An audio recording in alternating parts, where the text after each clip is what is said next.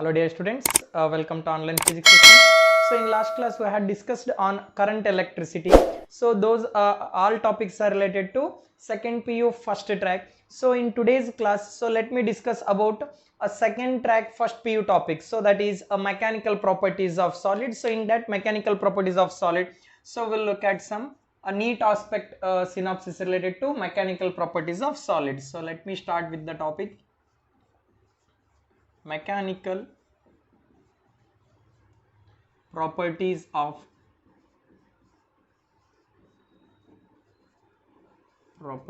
solid.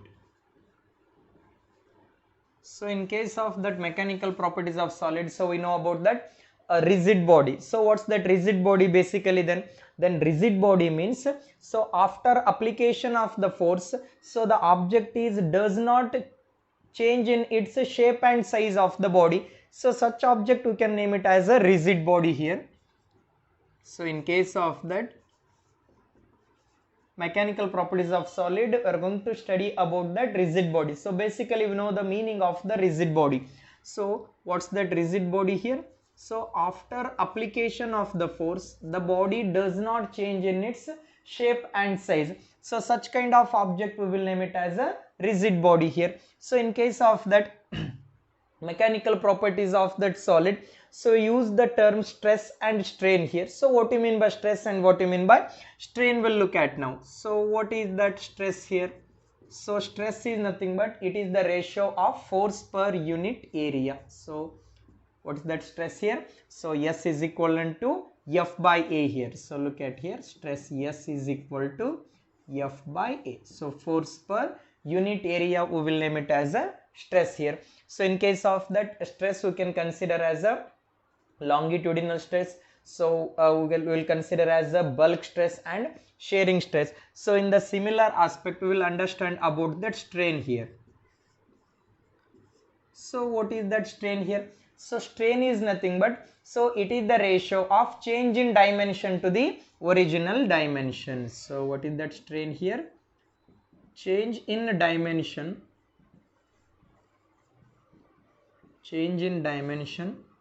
to the original dimension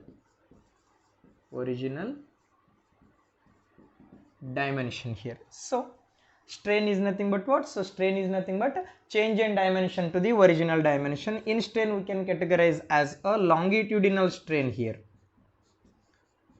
Longitudinal strain. So what is that longitudinal strain here? So longitudinal strain is nothing but it is the ratio of change in length to the original length. So what is that longitudinal strain here? So longitudinal strain is nothing but it is the ratio of change in length to the original length. So change in length means delta L, L2 minus of L1 divided by original length. So that is L, we can take it. So what is that expression for the longitudinal strain here? It is the ratio of change in length to the original length. Next one is bulk strain. So what is that bulk strain then? So bulk strain is defined as it is the ratio of change in volume to the original volume. So what is that bulk strain here? So bulk strain is nothing but it is the ratio of change in volume to the original volume. Next one is shearing strain or tangential strain we can call. So for example, so this is one body, you can treat it here. So I am applying a force in this direction, so this body will get deformed here. So this body will get deformed here. So I can take that. Okay, so this body will get deformed here. So deformation, I will take it as a delta x here. So length will be L, I can consider.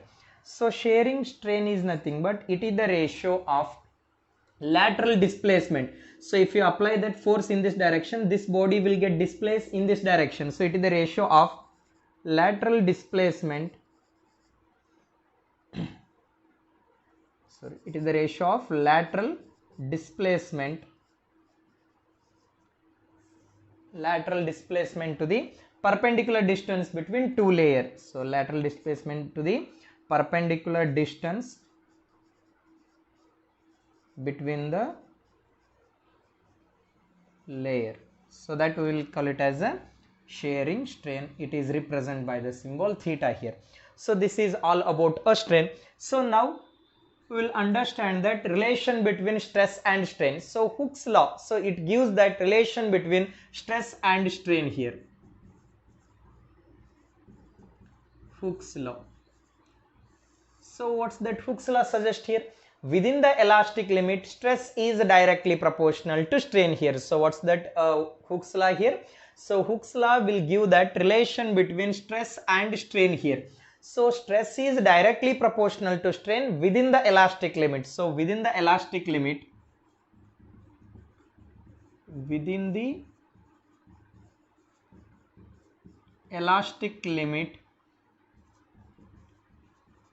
stress is directly proportional to strain here. So look at here, within the elastic limit, stress is directly proportional to strain.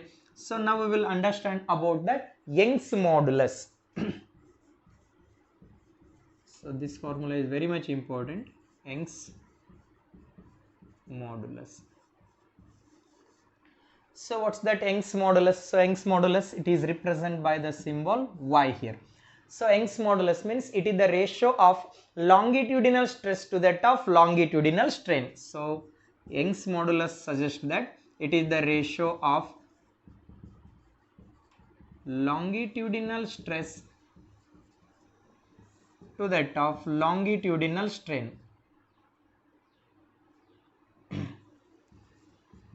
Longitudinal strain here. So what's that equation here? So Y is equal to longitudinal stress. So what is the expression for stress here? Force per unit area. Force per unit area. So longitudinal strain, delta L by L, or in some textbook they will take that delta L as a E here. E means elongation, E by L, both are same. Delta L is nothing but a change in length, or E means elongation we can take. So both will give the same meaning here. So E divided by L, so it will goes to numerator. So what's that expression here? Y is equal to F into L divided by A into E. So this is the required expression for the Young's modulus, or we can write it in another form. So Y is equal to F, shall I take it as a M into G here? M into Z into L divided by area means pi r square I will take.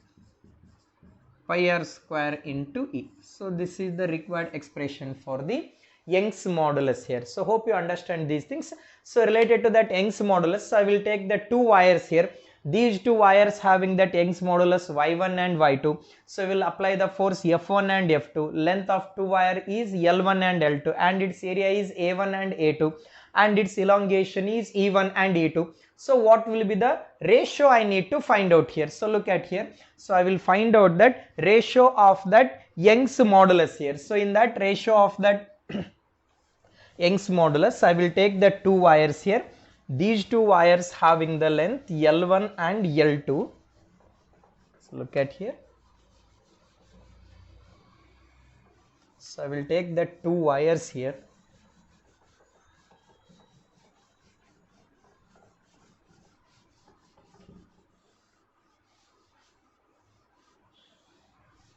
Okay.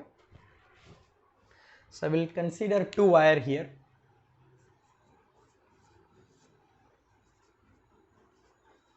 Consider two wire of length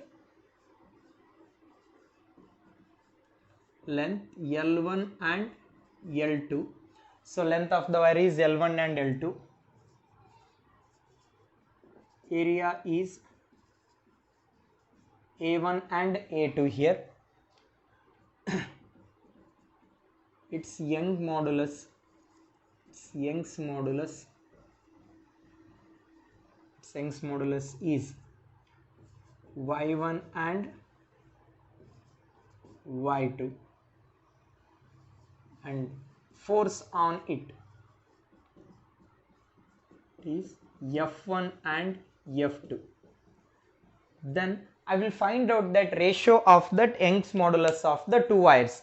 So what's that generalized equation I get it here? So Y is equal to F into L divided by A into E. So I will take that Young's modulus in terms of ratio.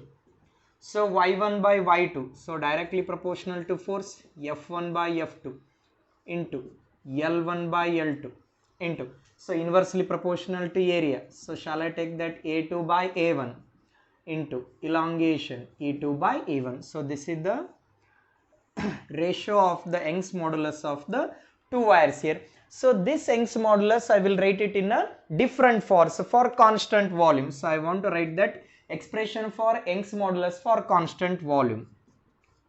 So for constant volume, so for example, y is equal to F into L divided by A into E. So for this equation I will make that multiply and divide by L, so it doesn't alter to the main equation. So look at here, if I do like so, y is equal to F into L square, area into length, shall I take it as a volume here? So V into E here. So y is equal to what? So y is equal to F into L square divided by V into E. So wherever volume is there, so I want to relate that with the density here. So density is nothing but what? Mass per unit volume here. So where density, rho or d you can take, density is equal to mass per unit volume, whereas volume I can take it as a mass divided by density. This equation again shall I re-alter here? Y is equal to F into L square divided by, wherever V is there, mass per density, so into E here. So this is the another form. So now look at here.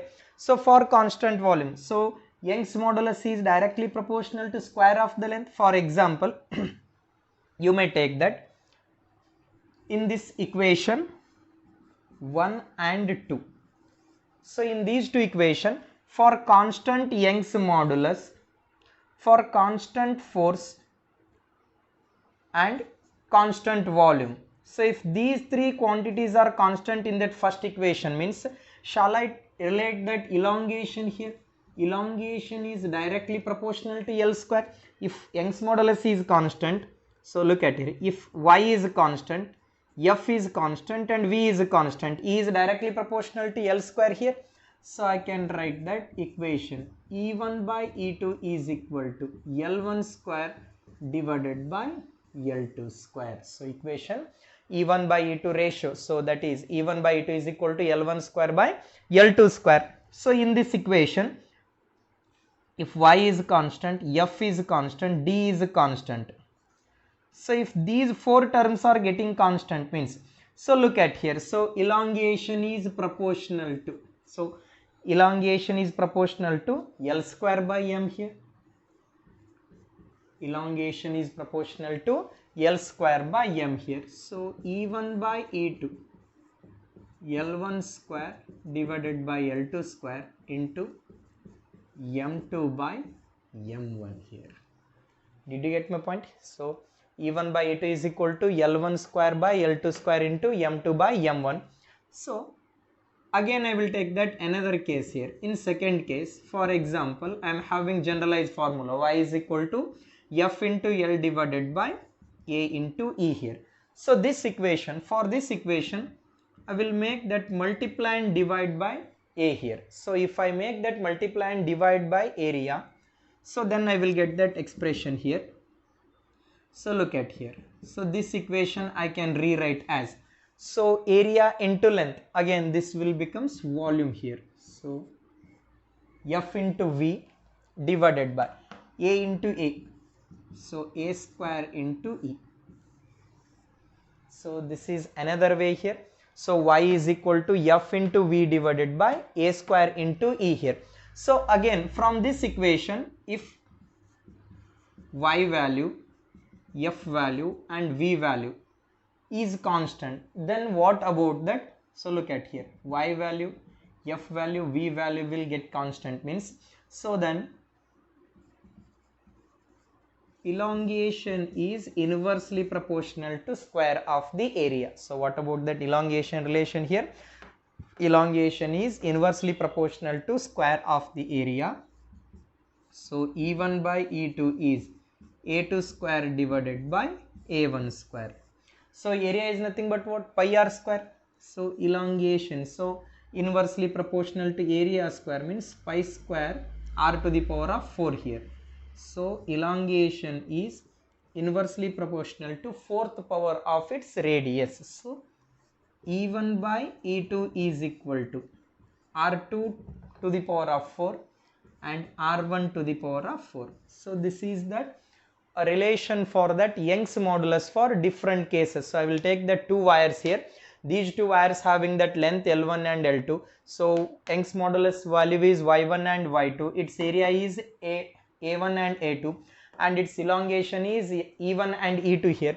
So ratio of their Young's modulus. So this is the required expression. So this Young's modulus I can rewrite in a different forms here. So if I write it in different forms, elongation is directly proportional to square of its length when that Young's modulus, force, volume and density. If these three terms are getting constant means elongation is directly proportional to square of the length. In terms of mass I can write that elongation is directly proportional to square of the length and inversely proportional to mass. So E1 by E2 I will get it as a L1 square by L2 square into M2 by M1 here. So hope you understand here. So related to these Young's modulus. So for example, I will understand the concept of thermal force and thermal stress here. So for example, so let me take that one metallic rod here.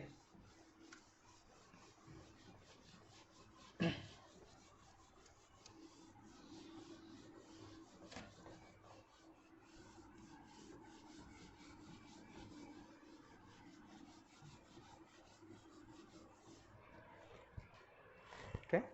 So for example, so treat this is one metallic rod. So if this metallic rod is suspended between two rigid wall here. So if metallic rod is suspended between two rigid wall here.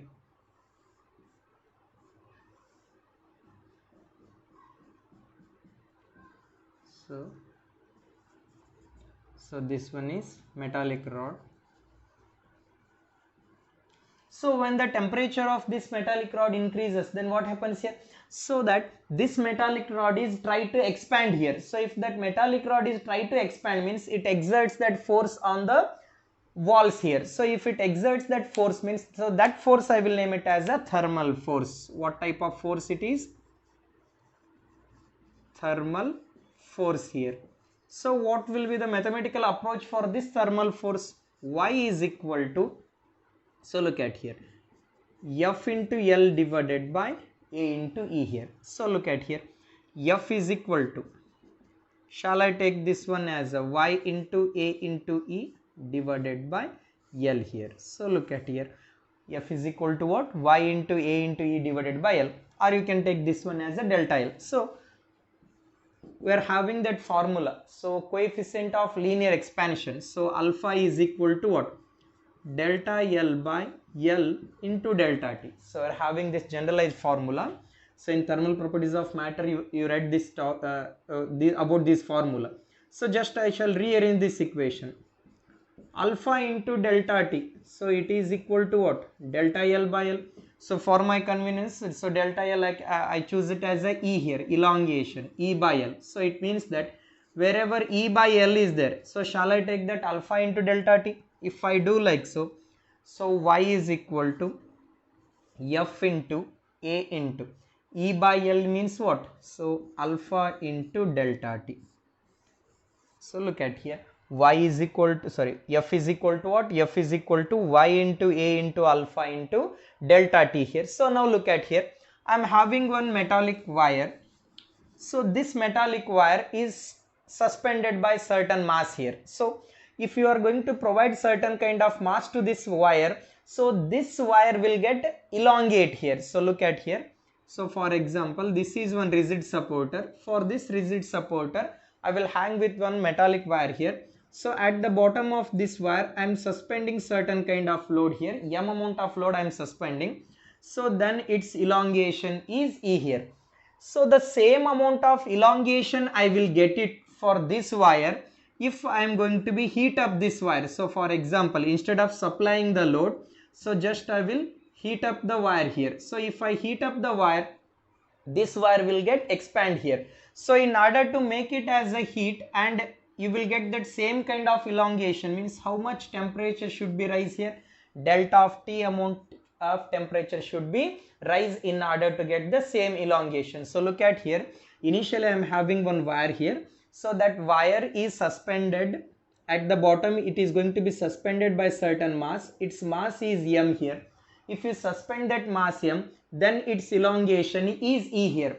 So now in the later on case, without supplying or without providing any kind of that load here, I want to make that elongation e here. So one more case, so I will provide the temperature. If I am going to provide certain kind of heat, means so this wire will get expand here, so it will get elongate here. So this elongation is same as that of providing the mass. In order to get this elongation, how much temperature is required here? Delta of T. So that delta of T is equal to what? So F divided by Y into A into alpha. So this is the required expression we can consider here. So now, so in case of that Young's modulus, for example, I will take one wire, its elongation is E and density of the wire is D of B here. So look at here. So this is one rigid supporter. So for this rigid supporter, so I will hang by one wire. So at the end, I am providing certain kind of load here. Okay. So elongation of this wire is E here. So it is suspended freely in air here. And density of this body is D of B I will consider. So density of this body I will take it as a D of B. Now in the second case, this entire setup is immersed under a liquid. So this liquid having the density D of L. Then what about the change in elongation I can calculate? So change in elongation, E dash is equal to E, original elongation, into 1 minus of D of L divided by D of B. So look at here. If the wire is freely suspended, if it is in air, its elongation is E amount here. So the same entire setup, if you immerse it under the liquid, that liquid having the density, so that will be, liquid having the density is D of L here, then elongation of this wire will be get changes. So why? Because of the apparent weight of this body, elongation will be get changes here. That elongation E dash is equal to E into 1 minus of D of L divided by D of B, where D of L refers to density of the liquid, D of B refers to density of the body here. So this is about a elongation. So now in another case, for example, I am having two wire here. These two wires are connect end to end here. So this is first wire and this one is second wire here. And these two wires having that Young's modulus Y1 and Y2.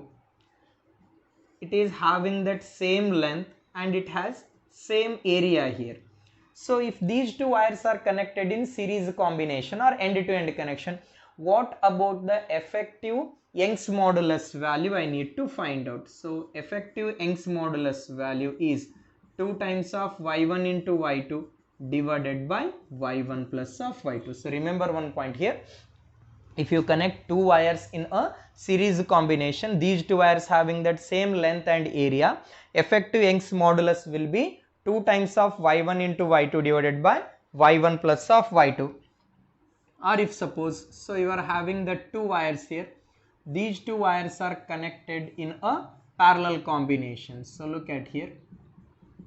This is one rigid body here. So this is rigid body and these two are the wires here.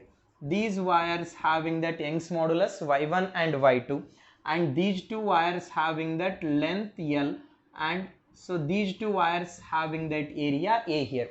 So if these two wires are connected in a parallel combination, then effective Young's modulus is Y1 plus of Y2 divided by 2. So this is the required expression. So this is all about a mechanical properties of solid. So in mechanical properties of solid, we got that information about stress,